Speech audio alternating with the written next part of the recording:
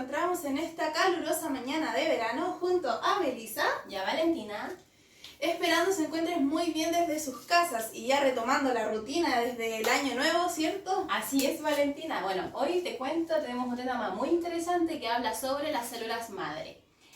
Bueno, vamos a tener un panel de expertos, los cuales nos van a responder unas preguntas en un lenguaje que todos podamos entender. Nos van a responder preguntas tales como: ¿son realmente una esperanza médica? ¿En qué casos se ocupan hoy en día? ¿Qué dice la ciencia y qué sigue en investigación? Quédense con nosotras para seguirlo averiguando. Perfecto, Melissa. Entonces, mientras nos conectamos con nuestro panel de expertos y los saludamos por internos, vamos con una nota de nuestro querido periodista Martín. Hola, muy buenos días. Hoy estamos en vivo desde Bruselas, Bélgica. Estamos en nuestra pequeña sección Buscando Chilenos por el Mundo. Hoy lo que buscamos preguntar es: ¿cuánto saben los chilenos acerca de las células madres? Hoy vamos a ir buscando chilenos que se encuentren aquí por la calle. Aquí viene una chilena, acompáñame cámara. Hola, buenas. ¿Cómo se encuentra? ¿Bien? Bien, con frío. Con frío. ¿Cuánto sabe acerca de las células madres? Ni idea, no tengo información. Muchas gracias, que esté bien. Vamos a seguir buscando chilenos que se encuentran aquí por la calle. Aquí viene otra persona. Hola, buenas. Hola, buenos días. ¿Sabe algo acerca de las células madres? Algo sé, lo que pasa es que estuve viendo en Instagram y vi algo que las células madre, algo del cordón umbilical, de los niños al nacer, le sacan las células, pero creo que están en blanco, que después al futuro se pueden usar. Perfecto, muchas gracias, que esté muy bien. Esta sería la pequeña nota de Buscando Chilenos por el Mundo. Muchas gracias, volvemos al estudio. Gracias a ti, Martín. Este es un tema que la gente escucha mucho, pero no muchas veces entiende bien. Y por eso le damos la bienvenida a nuestros expertos. Hola, esperando que estén muy bien. Yadira, comienzo con usted. Partámoslo por lo más básico. Si tuviera que explicarlo de alguna manera más simple, ¿qué son las células madre? Hola, muy buenos días, ¿cierto? Primero quiero partir por agradecer esta instancia a Melissa y a Valentina por tal invitación. Y ya respondiendo a tu pregunta, las células madres son células especiales del cuerpo humano que tienen dos capacidades fundamentales. Una es que pueden reproducirse a sí mismas y la otra es que pueden transformarse en distintos tipos de células, como por ejemplo células de la sangre, del músculo, del hueso o del sistema nervioso. O sea que es como una célula en blanco, esperando, por decirlo así, a transformarse en otro tipo de célula. Claro, es una manera simple de decirlo, son como una reserva del organismo. Gracias a ella el cuerpo puede crecer, renovarse y en algunos casos hasta repararse. Y yo también tengo una pregunta, pero entonces, ¿todos nosotros tenemos células madres? Sí, todos los seres humanos tienen células madres. De hecho, los animales también tienen células madres, solo que menos específicas. Nuestras células madre están más activas en el desarrollo embrionario, que es cuando son las primeras etapas de la vida, cuando nosotros estamos recién desarrollándonos en el útero de nuestra madre, ya, ahí. Pero como adultos también tenemos células madre, solo que en diferentes partes y tejidos de nuestro organismo. Entonces, Isidora, ahora voy con usted. Desde el punto de vista científico, ¿existe solamente un tipo de células madre o existen más? Existen varios tipos y se pueden clasificar de diferentes maneras. Aquí pueden ver un pequeño esquema de los tipos que existen, pero de forma general se suele más hablar de las embrionarias, las adultas y las pluripotentes inducidas. ¿Y podríamos saber en qué se diferencian cada una de ellas? A grosso modo, se diferencian entre, primero, de dónde provienen, o sea, cuál es su origen, y segundo, en qué células se podrían llegar a convertir. Por ejemplo, las células que ya están alojadas en algún tejido específico de nuestro cuerpo, no sé, por ejemplo, en la médula ósea o en el cordón umbilical, la madre aquí puede dar el consentimiento para extraerlas y no hay ningún tipo de complicación porque se considera un desecho médico. Las embrionarias, que tienen la mayor capacidad de transformarse en cualquier célula del cuerpo. ¿Pero cómo? Entonces, ¿las embrionarias se las sacan del feto de una embarazada? No, para nada. Las células madres embrionarias se obtienen de una masa de células que se fabrican en el laboratorio. ¿Conocen la implantación in vitro? Esas mismas. Pero no son para implantarlas y generar un embarazo, sino que son exclusivamente para extraer células madres. Y cabe aclarar que esa masa llamada blastocito no es un embrión aún. Ah, entiendo. Menos mal. Y sin entrar en más detalles, las pluripotentes inducidas, que son las otras células, se obtienen en un laboratorio reprogramando células de nuestro cuerpo que no son células madre, sino que son otro tipo de células que se modifican para que se comporten como las embrionarias. Esta última ha sido un avance realmente enorme porque permite investigar sin necesidad de usar fecundaciones in vitro. Entonces, ahora respecto como a estos avances que nos comentaban, vamos con Valentina. Mi pregunta es, hoy en día entonces, ¿en qué se usan realmente estas células? Actualmente el uso más establecido es el trasplante de células madre para que funcionen como células hematopoyéticas, y estas células son las que se encargan de fabricar todos los componentes de la sangre, desde los glóbulos rojos, que son para transportar el oxígeno, hasta los glóbulos blancos, que son para combatir infecciones. Entonces sirven para una amplia gama de enfermedades, como por ejemplo las leucemias, los linfomas, las artritis reumatoide, el lupus eritematoso sistémico, que se ha visto mucho últimamente, al igual que la enfermedad inflamatoria intestinal, o incluso para la esclerosis múltiple. Y también se está usando mucho para la regeneración del miocardio dañado, que el miocardio es el músculo del corazón. Entonces usamos estas células para reparar ese miocardio que pudo haber sido dañado, por ejemplo, por una enfermedad coronaria. Y entonces ahora, ¿esto ya es una práctica clínica habitual? Sí, y ya están completamente validadas este tipo de terapias, ya que tienen resultados comprobados.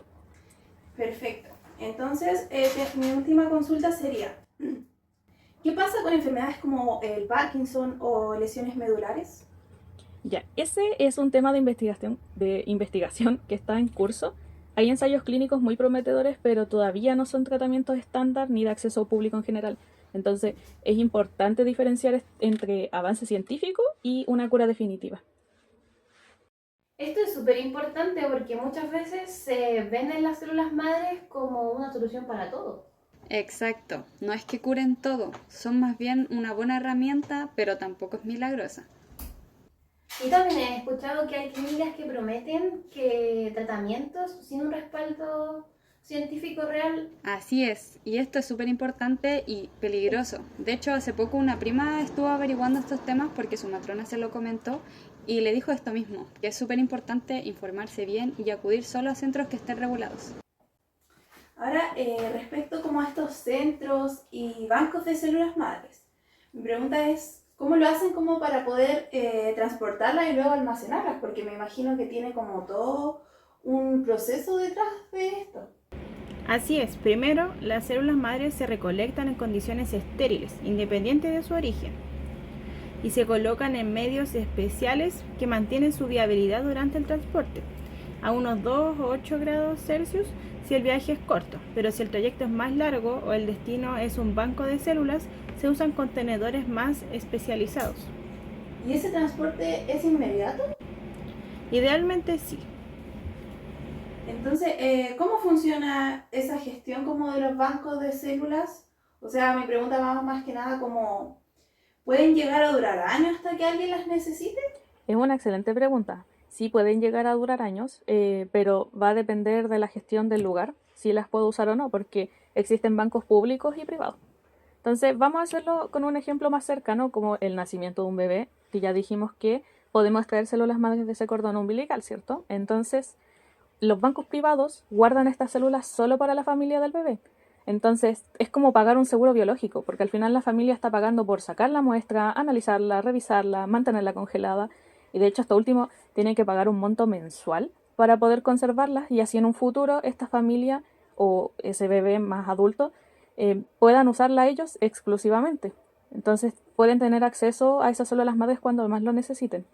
En cambio, los bancos públicos reciben las células madres como una donación. Entonces, al ser una donación, renuncian a cualquier derecho de esta muestra. Entonces, ya la familia no paga por guardarlas y la institución se hace cargo de todos estos costos que ya mencioné, pero a cambio de esto, estas células quedan disponibles para cualquier persona que las necesite. Entonces, si una persona, cualquiera sea, o incluso esa familia que las donó, necesita células madres de un banco público, puede pagar un monto ya establecido por esa misma institución para poder acceder al tratamiento, pero obviamente hay listas de espera, revisar si son compatibles, etc.